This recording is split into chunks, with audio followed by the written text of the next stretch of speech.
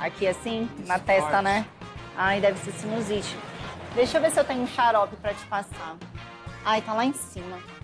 Espera aí um pouquinho que eu vou pegar pra vocês.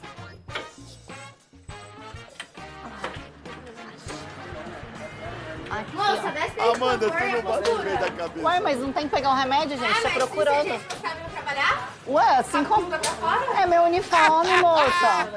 Peraí, deixa eu procurar o remédio pra vocês, gente. Vou jogar o remédio na cara dela. Que isso, cara? Tô procurando aqui, ó, tô quase achando. Já tô quase achando. Tá aqui, ó.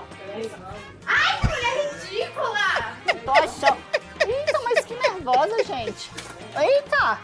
Mas, gente, o remédio, eu tô procurando, não entendi nada agora. Oi, moça. Oi, boa tarde. Moça, você tem remédio pra cólica? Pra cólica, tenho sim. Tem um novo que chegou, peraí que eu vou pegar pra você. Aqui, ó. Que isso, cara? Você é doido, meu? Aqui, esse aqui, ó. Olha pra bunda dela! Você tá louco? Você tá louco? Você não tá trabalhando desse jeito? Você tá louca? Ué, é meu uniforme de trabalho, né, moça? Eu não Desse escolho, jeito? não. Desse jeito. E os clientes gostam, viu? Eles adoram meu uniforme. Mas eu não gosto. Uai, Por que gente. você tá olhando pra ela? A senhora não tá te Por que você tá atendendo? olhando pra ela? A senhora não tá Por que você tá olhando pra bunda dela? Ela tá Por que atendendo você a tá gente? olhando pra bunda dela? Quem tá olhando pra bunda de quem? Olha pra bunda dela. Quem tá olhando pra bunda de Você quem? tá louco? Eita, Oxe, Você quem tá eita. louco? trabalhando? Quem tá Você olhando tá pra louco? onde? Vai, vamos embora logo.